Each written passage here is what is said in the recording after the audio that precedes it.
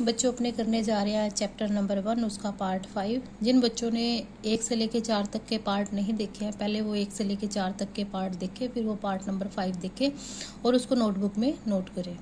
Part 5 में अपने देखते हैं कि लैंगिक जनन में होने वाली घटनाएं, यानी सब पिछले पार्ट 4 के अंदर मैंने आपको लैंगिक जनन की परिभाषा दी थी कि लैंगिक जनन किसे कहते हैं।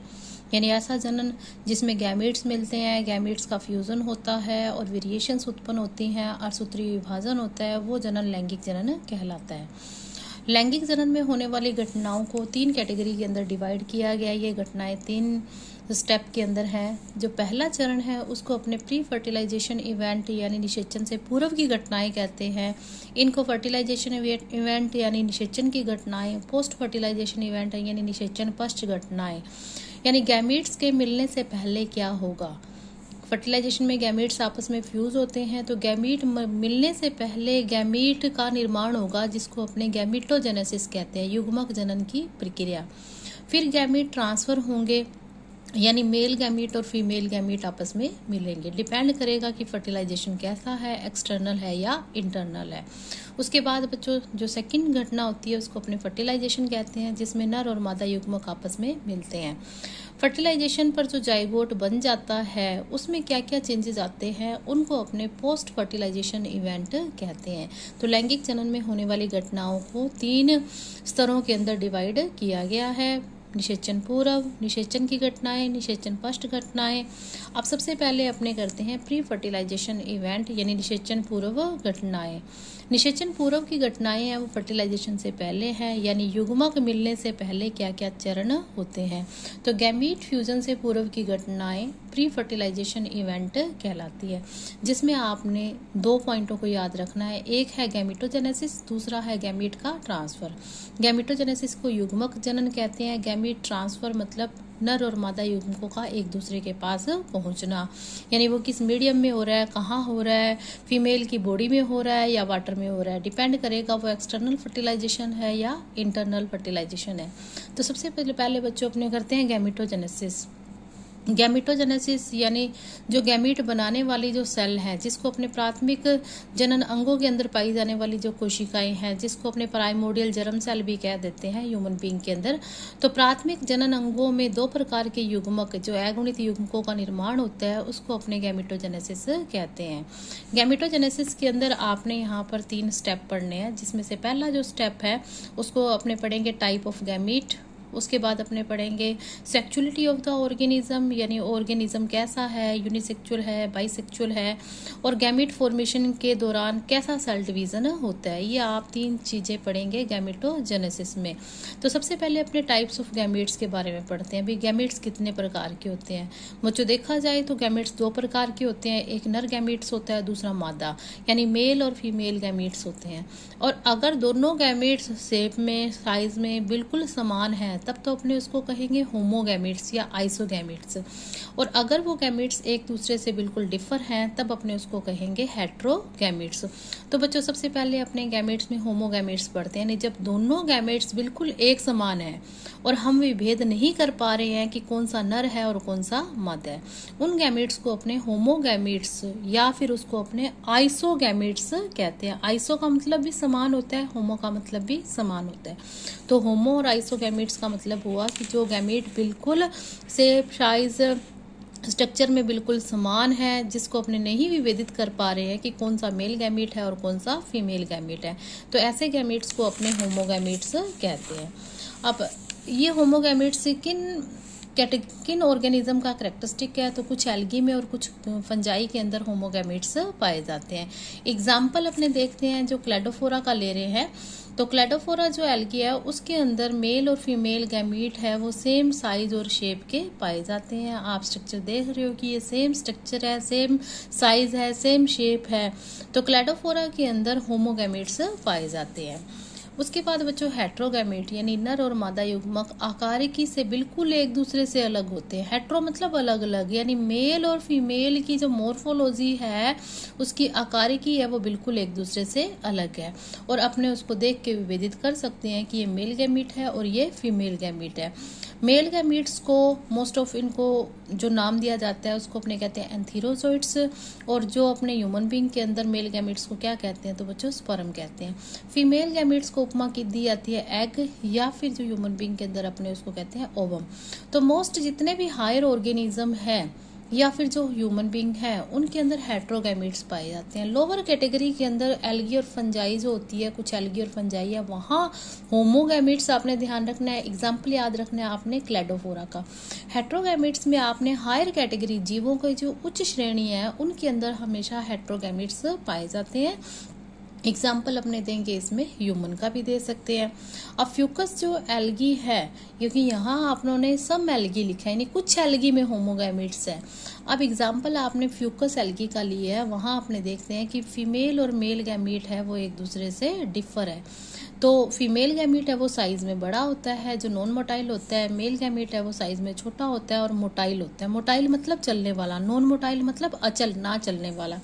ह्यूमन बीइंग के अंदर देखा जाए तो मेल गैमीट बड़ा है जो नॉन मोटाइल है, और जो अपने मेल गैमीट की बात कर रहे हैं तो उसके अंदर उसकी टेल लगी होती है जो फीमेल के रिप्रोडक्टिव ट्रैक्ट तक मूव करता है। तो इस तरह इनकी स्ट्रक्चर देख के अपने बता सकते हैं कि दोनों गैमीट्स शेप में, साइज में, स्ट्रक्चर में एक दूसरे से डिफर है, तो ये हेट्रोगैमीट्स कहलाते हैं।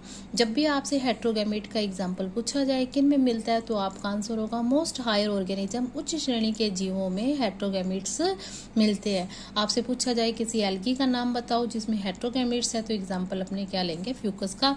ह्यूमन बीइंग के अंदर भी अपने देखते हैं हेट्रोगैमीट्स पाए जाते हैं। तो हेट्रोगैमीट्स दो प्रकार के होते हैं, एक होते हैं एनाइसोगेमस और एक होते हैं oogamous। एनाइसोगेमस के अंदर अपने देख रहे हैं कि दोनों ही एक दूसरे से बिल्कुल जो डिफर हैं, तो वो किस वे से, या तो दोनों मोटाइल हैं या फिर दोनों क्या है, नॉन मोटाइल है, यानी इसको अपने कहेंगे एनाइसोगेमस। oogamous के अंदर एक नॉन मोटाइल होगा और दूसरा मोटाइल होगा। देखो बच्चों यहाँ दोनों में आपको फ्लैजेला लगे हुए दिखाई दे रहे हैं, इट मीन्स दोनों ही चल रहे हैं। यहाँ दोनों में ही फ्लैजेला नहीं है, इट मीन्स दोनों ही क्या है, अचल है। तो ऐसी कैटेगरी को हेट्रोगैमीट्स को अपने एनाइसोगेमस कहते हैं।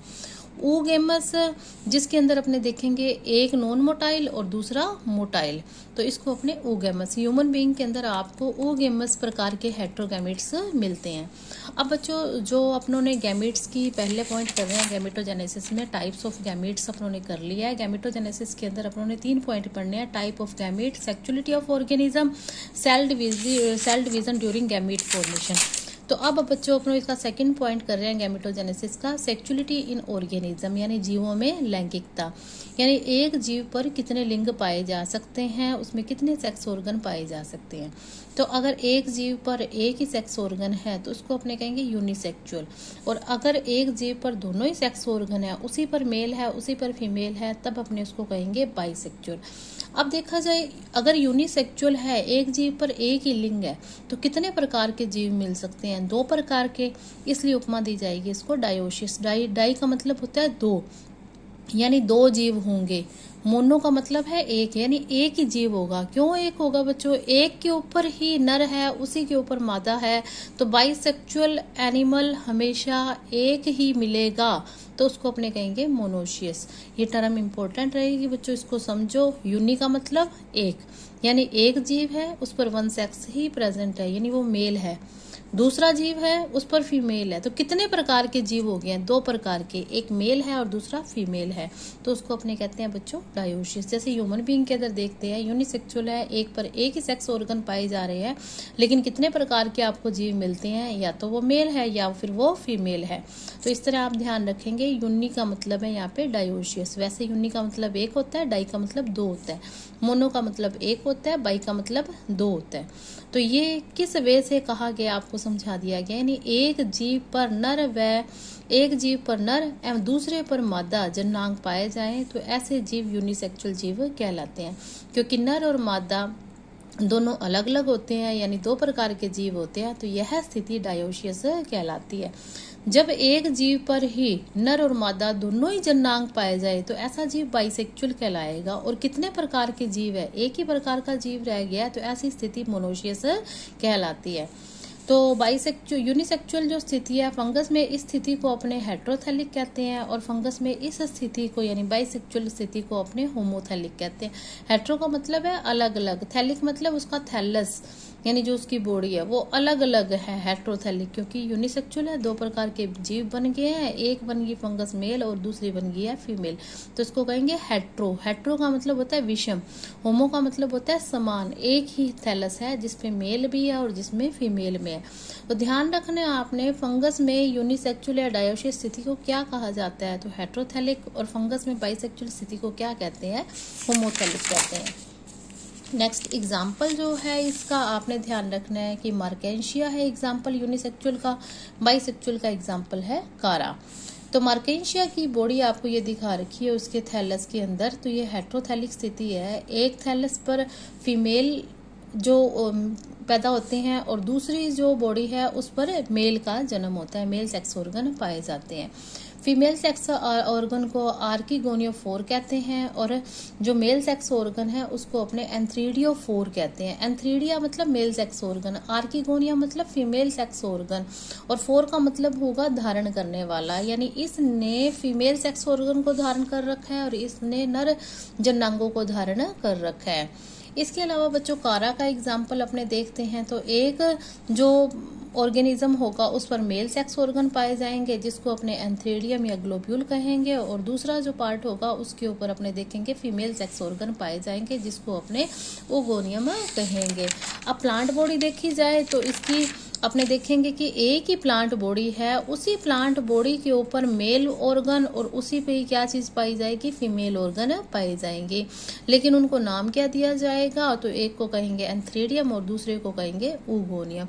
यहाँ आपने देख रहे हैं मार्केंशिया में दो प्लांट बॉडी अलग अलग है, लेकिन कारा में एक ही बॉडी के ऊपर दोनों सेक्स ऑर्गन पाए जाएंगे, इसलिए इस स्थिति को अपने होमोथैलिक कहेंगे। ये स्थिति हेट्रोथैलिक कहलाएगी। एग्जाम्पल मोस्ट इंपोर्टेंट है मार्केंशिया, मार्केंशिया का जो एग्जाम्पल है वो अपने देखते हैं हेट्रोथैलिक है, और कारा का जो एग्जाम्पल देखते हैं वो होमोथैलिक है जिसको अपने बाइसेक्चुअल भी कहते हैं।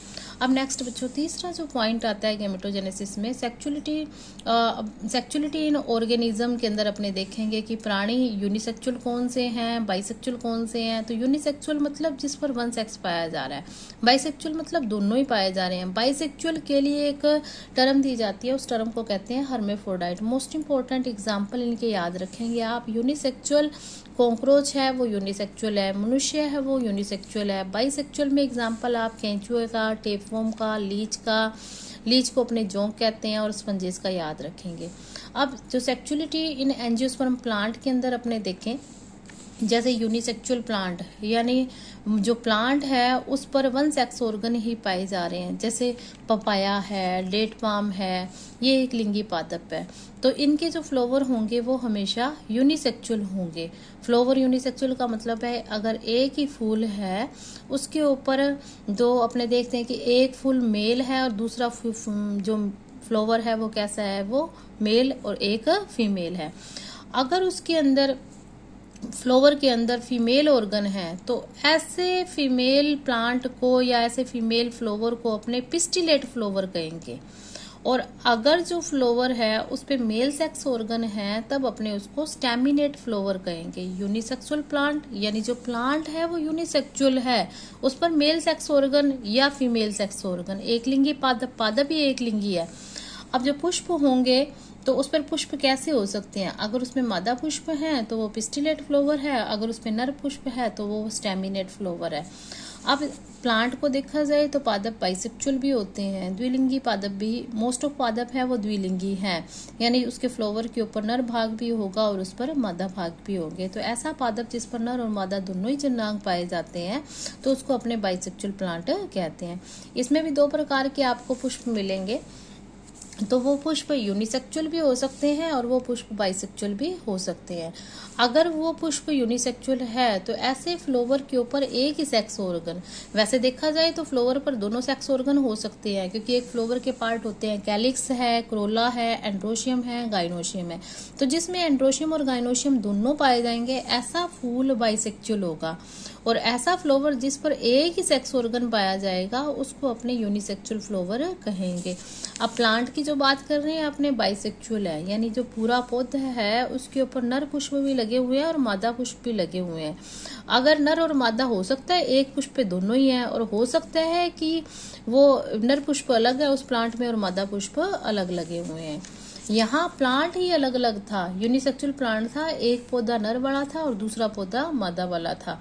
नर वाला प्लांट है उसके फ्लावर को अपने स्टेमिनेट फ्लावर कहेंगे और मादा वाला प्लांट है उसके फ्लावर को अपने पिस्टिलेट फ्लावर कहेंगे।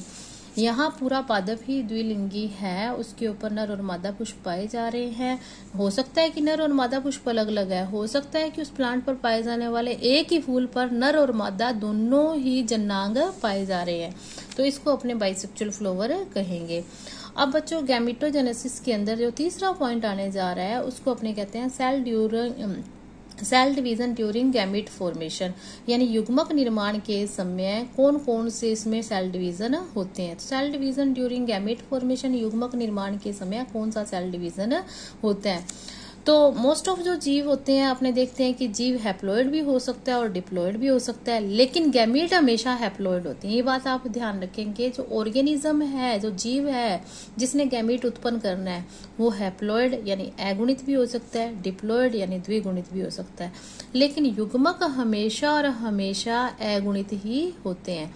अब बच्चों एक चीज देखो कि अगर ऑर्गेनिज्म हैप्लॉइड है और उससे गैमेट भी हैप्लॉइड बन रहा है तो गुणसूत्रों की संख्या क्या हो रही है, समान हो रही है। तो हैप्लॉइड ऑर्गेनिज्म से गैमेट बनते टाइम समसूत्री विभाजन ही होगा। लेकिन अगर डिप्लॉइड ऑर्गेनिज्म है, द्विगुणित जीव है और उससे अगुणित युग्मक बनाने हैं तो उसमें विभाजन कौन सा होगा, अर्धसूत्री विभाजन होगा। तो बच्चों यहाँ देखते हैं ऑर्गेनिज्म है जो एक डिप्लॉइड है यानी 2n गैमीट मदर सेल है, तो उसमें कौन सा डिवीजन होगा, अर्धसूत्री विभाजन होगा। तो गैमीट किस नंबर के बनेंगे, अगुणित बनेंगे। यहाँ अगर जो ऑर्गेनिज्म है वो n नंबर का है तो गैमीट भी n नंबर के हैं, तो ऑर्गेनिज्म कौन सा डिवीजन करेगा, समसूत्री विभाजन करेगा। बच्चों अगर यहाँ अर्धसूत्री लिख दोगे तो यहाँ गैमीट n/2 हो जाएंगे, उसके आधे हो जाएंगे, तो ऐसा कभी होता नहीं है, क्योंकि गैमीट में हमेशा गुणसूत्रों की संख्या अगुणित ही होती है, n नंबर में ही पाई जाती है। अब बच्चों ये ध्यान रखना है भी किस में अर्धसूत्री विभाजन होता है। तो जितनी भी हायर कैटेगरी है उसमें युग्मक निर्माण के समय अर्धसूत्री विभाजन होता है, और जितनी भी ये लोअर कैटेगरी जैसे मोनेरा किंगडम हुआ, जो फंजाई हुई, एल्गी हुई या ब्रायोफाइट्स हुए, इनके अंदर गैमीट बनते समय समसूत्री विभाजन होता है, क्योंकि इनका जो मेन ऑर्गेनिज्म है मोस्ट ऑफ अपने देखते हैं वो हैप्लॉइड है। तो अगुणित ऑर्गेनिज्म है वो समसूत्री विभाजन के द्वारा ही गैमेट्स का निर्माण करते हैं। एग्जाम्पल आप ध्यान रखेंगे भी कौन से जीव अगुणित हैं।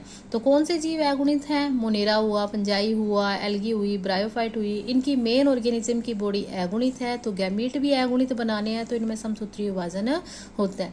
तो गैमीट बनते समय सेल डिवीजन कैसा होता है, वो समसूत्री भी हो सकता है, वो अर्धसूत्री भी हो सकता है। लेकिन उच्च श्रेणी के जंतु या फिर प्लांट्स है, यानी कोई भी उस श्रेणी का ऑर्गेनिज्म है उसमें युग्मक बनते समय अर्धसूत्री विभाजन ही होगा। लेकिन लोअर कैटेगरी है तो बच्चों वहां पर समसूत्री विभाजन भी होगा। अब जो सेल अर्धसूत्री विभाजन करती है यानी जिसमें अर्धसूत्री विभाजन होता है उन सेल को क्या कहते हैं, तो उसको अपने मियोसाइट कहते हैं। तो द्विगुणित जीव में जिन कोशिकाओं से युग्मक बनते हैं उन सेल को अपने मियोसाइट कहते हैं। अब मियोसाइट सेल की सूत्र गुणिता आपसे पूछी जाए तो कितनी है, वो 2n है। तो मियोसाइट में अर्धसूत्री विभाजन से ही गैमीट बनते हैं, और गैमीट में गुणसूत्रों की संख्या मियोसाइट से आधी होती है।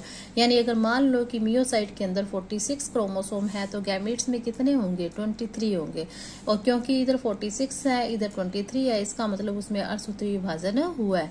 तो number of chromosome in gametes का अगर फॉर्मूला निकाला जाए तो मियोसाइट के जितने भी क्रोमोसोम है उसका हाफ करना पड़ेगा। तो 1/2 number of chromosome in meiocyte. Does meiosis never occur in haploid organism? क्या मतलब अगुणित जीवों में अर्धसूत्री विभाजन नहीं होता? भी हैप्लॉइड जो ऑर्गेनिज्म है उसमें अर्धसूत्री विभाजन होता है या नहीं होता? तो अगुणित जीवों में युग्मकों के निर्माण के समय तो कभी भी अर्धसूत्री विभाजन नहीं होता है। लेकिन एक चीज आप ध्यान रखो कि जो अपने लैंगिक जनन कहते हैं, तो लैंगिक जनन के अंदर गैमीट्स आपस में मिलेंगे, तो N और N आपस में मिलेंगे तो 2N बन जाएगा। 2N बन जाएगा तो बच्चों उससे जो नया ऑर्गेनिज्म बनेगा तो वो तो 2N का बनना चाहिए। तो उससे पहले एक स्पेशल स्टेज आती है जिसको अपने कहते हैं बीजाणु। तो जाइगोट से जो बीजाणु बनता है वो अर्धसूत्री विभाजन के द्वारा ही बनता है। तो इसका मतलब बीजाणु बनते समय अर्धसूत्री विभाजन होता है। इसको अपने ऐसे समझ सकते हैं बच्चों, जैसे कि मान लो कोई जीव है, जो ऑर्गेनिज्म है वो N नंबर का है, क्योंकि ये बात ही बोली जा रही है कि क्या अगुणित जीवों में अर्धसूत्री विभाजन होता है या नहीं होता? होता है, लेकिन कब होता है? वो स्पोर बनते टाइम उसके अंदर अर्धसूत्री विभाजन होता है, जाइगोटिक मियोसिस होता है। तो हैप्लॉइड ऑर्गेनिज्म है, अगुणित कोई जीव है, उसमें 2 प्रकार के गैमेट बने, N नंबर का गैमेट, N नंबर का गैमेट, दोनों आपस में फ्यूज हुए। क्योंकि N ही ऑर्गेनिज्म है, N ही गैमेट है, तो यहाँ विभाजन होगा वो समसूत्री होगा। अब दोनों गैमीट आपस में मिलेंगे, N और N आपस में मिलेंगे तो बच्चों बनेगा जाइगोट। अब जाइगोट हो गया 2N और ऑर्गेनिज्म है N। इसका मतलब है कि जाइगोट बड़ा होके जो ऑर्गेनिज्म बनाएगा वो तो 2N का बनना चाहिए। तो उनके बीच एक स्टेज बनती है जिसको अपने स्पोर यानी बीजाणु कहते हैं। तो स्पोर बनते समय जाइगोट है वो अर्धसूत्री विभाजन करके स्पोर भी अगुणित बनाते हैं। अब ये स्पोर जर्मिनेट करके उस ऑर्गेनिज्म को बनाते हैं। इट मीन्स जो हैप्लॉइड ऑर्गेनिज्म है बच्चों, वो अपने देख रहे हैं कि हैप्लॉइड ऑर्गेनिज्म है, अर्धसूत्री विभाजन करते हैं, लेकिन कौन सा? तो जाइगोटिक मियोसिस करते हैं। और किसके लिए करते हैं? तो बच्चों वो स्पोर निर्माण के लिए करते हैं।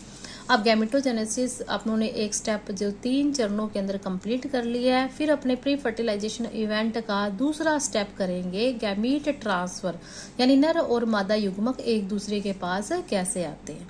तो इन लोअर ऑर्गेनिज्म के अंदर जो छोटी कैटेगरी के जो जीव हैं, जैसे एल्गी वगैरह होगी है, ब्रायोफाइट है, टेरिडोफाइट है, वहां पर मेल और फीमेल दोनों ही गैमीट, यानी एक मेल या दोनों मेल और फीमेल, ये कैसे होते हैं? चल यानी मोटाइल होते हैं। तो सामान्यतः ये पानी के द्वारा एक दूसरे के पास पहुंच जाते हैं। लेकिन इन हायर ऑर्गेनिज्म जो एनिमल की कैटेगरी है, उसमें मेल के द्वारा अपने सेक्स ऑर्गन से फीमेल की बॉडी में गैमीट को ट्रांसफर किया जाता है। इस प्रक्रिया को अपने कोपुलेशन या संभोग कहते हैं। तो नर द्वारा मादा की जननिक भाग के अंदर युग्मकों को ट्रांसफर किया जाता है। हायर जो प्लांट है उनके अंदर अपने देखते हैं दोनों ही युग्मक होते हैं, वो अचल होते हैं, नॉन मोटाइल होते हैं। तो जो नर के प्राकण है वो मादा की स्टिग्मा तक वायु के द्वारा या वायु के द्वारा भी जा सकते हैं, जल के द्वारा भी जा सकते हैं, इंसेक्ट के द्वारा भी जा सकते हैं। इस क्रिया को अपने प्रागण कहेंगे। तो इन हायर कैटेगरी के अंदर जो दोनों ही गैमीट्स नॉन मोटाइल है, उसके अंदर अपने इस डायग्राम से समझते हैं कि बच्चों ये फीमेल का पार्ट है गाइनोशियम, गाइनोशियम की एक इकाई कार्पल या ये पिस्टल है, और ये पोलन ग्रेन है जिसमें नर युग्मक पाए जाएंगे। तो ये मेल भाग से फीमेल भाग तक ट्रांसफर होते हैं बाय वाटर से, बाय एयर से, बाय इंसेक्ट से। इस तरह ये डिपेंड करेगा उसका एजेंट क्या है। तो ये परागकण में जो मेल गैमीट है वो हवा के द्वारा किसी मीडियम के द्वारा वहां तक पहुंचते हैं। फीमेल गैमीट इस ओवरी के अंदर होता है। ओवरी में ओव्यूल होगा जिसमें एम्ब्रियो सैक होगा और उसमें एक मेल गैमीट होगा। तो ये मेल गैमीट है वो फीमेल गैमीट तक इस पोलन ट्यूब के द्वारा यहाँ तक पहुंच जाएगा। इस तरह अपने देखते हैं कि हायर ऑर्गेनिज्म के अंदर मेल गैमीट और फीमेल गैमीट दोनों ही नॉन मोटाइल है। और जो लोअर कैटेगरी है तो रेड एल्गी में दोनों युग्मक अचल होते हैं, वे निष्क्रिय रूप से जल में एक दूसरे के पास पहुंचते हैं। यानी यहाँ वाद दिया गया है मोस्ट ऑफ तो देखने हैं कि एक या दोनों ही कैसे होते हैं, चल होते हैं जो पानी के द्वारा पहुंचते हैं। लेकिन अपवादित रूप से जो रेड एल्गी जो लोअर कैटेगरी है उसके अंदर दोनों युग्मक कैसे है, अचल है, और वो निष्क्रिय रूप से दोनों ही पानी के बहाव के द्वारा एक दूसरे के पास पहुंच जाते हैं।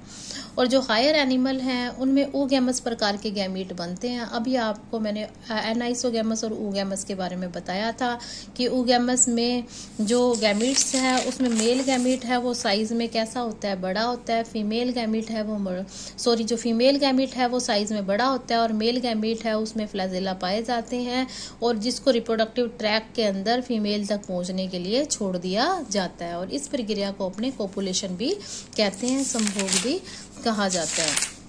अब बच्चों नेक्स्ट जो अपने इसमें करने जा रहे हैं, हायर एनिमल में oogamous प्रकार के गैमीट्स मिलते हैं। अब एक नोट है, नर युग्मक मादा युग्मक से ज्यादा क्यों बनते हैं।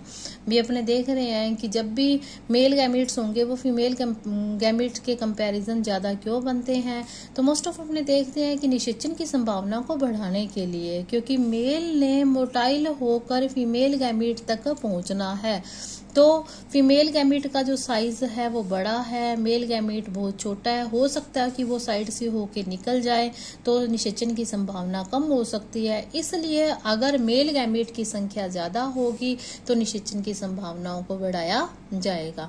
तो बच्चों ये आज अपनों ने कर लिया है पार्ट जो इसका 5 कंप्लीट कर लिया है। नेक्स्ट बच्चों अपने करेंगे चैप्टर नंबर 1 का पार्ट 6। इसी के साथ आपका ये चैप्टर कंप्लीट हो जाएगा।